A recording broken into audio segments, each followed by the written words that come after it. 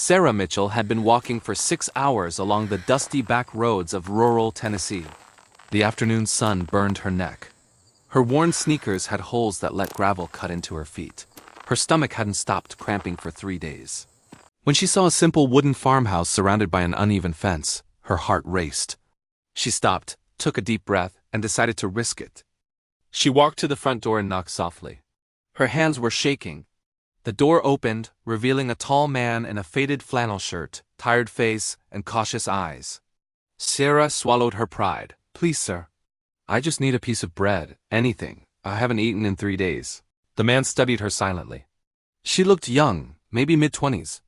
In her eyes, he recognized something familiar, the same desperation he saw in his own mirror every morning. "Come inside," he said. Sarah hesitated but entered. Before she even crossed the living room, she noticed several curious faces peeking out from bedroom doors. Children, many children. "You have a big family," she said, surprised. 11 kids, he replied, removing his baseball cap. "Their mother died 4 months ago." The silence fell heavy. The house was simple, filled with scattered clothes, stacked dishes, and toys on the floor. It wasn't neglect, it was exhaustion. "Sit down." "I'll bring food." Minutes later, he returned with a plate of rice, beans, and chicken. The smell almost made Sarah cry. She ate slowly, feeling the children's eyes on her. "What's your name?" he asked. "Sarah Mitchell. I'm Thomas Reed, and these are my kids." He explained there were 11. The oldest, Rebecca, was 14. The youngest, little Emma, was 2. When she finished eating, Sarah stood to take her plate to the kitchen. "I'll get that," Thomas said. "No, please. You've already done so much for me." In the kitchen, Sarah saw the mountain of dirty dishes. Without asking, she started washing. "You don't need to do that," Thomas said from the doorway. "It's the least I can do to say thank you." Thomas watched her in silence. The gentleness of her movements reminded him of his wife, Margaret. Then one of the children started crying from a bedroom. Thomas rushed in. Sarah heard him trying to calm the child, but the crying got worse. Without thinking, she dried her hands and went to the bedroom. A little boy around 4 years old was sitting on the bed, tears streaming down his face, holding a torn stuffed animal. "Hey there," Sarah said softly, kneeling down. "What happened to your friend?" The boy looked at her with wide eyes. "Teddy. Teddy's broken. Can I see?" Sarah examined the stuffed bear.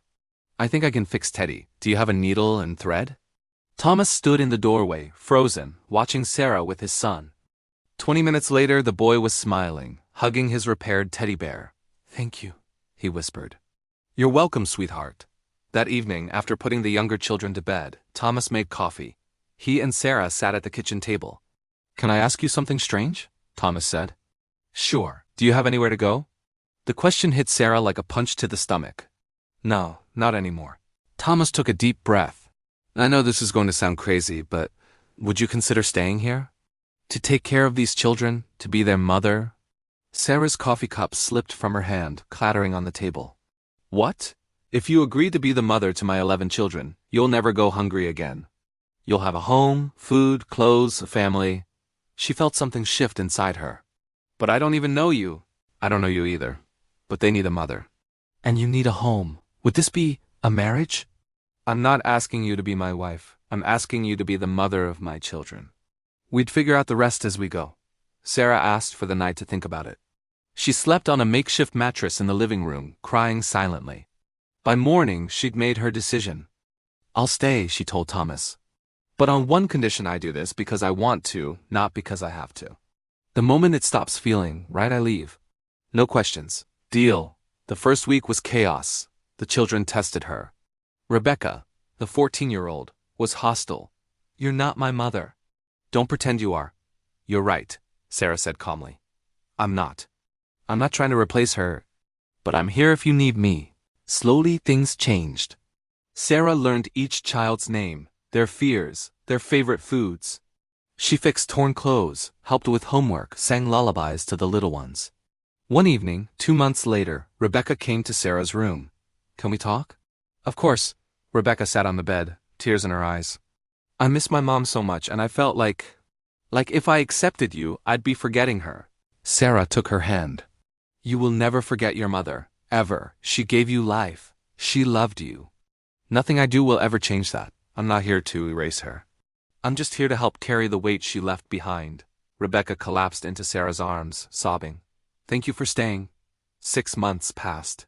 The house transformed. There was laughter again. The dishes got washed.